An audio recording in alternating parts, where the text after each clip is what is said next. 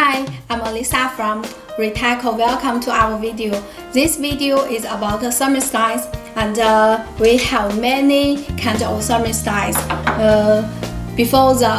In the beginning of video, there are some information need to confirm first. The thermostat is using for temperature control in refrigerator, freezer, or oven or other product in our life. Is very popular and important, and it different about the electric thermostats because it using physical technicals to control the temperature, so it will more stability.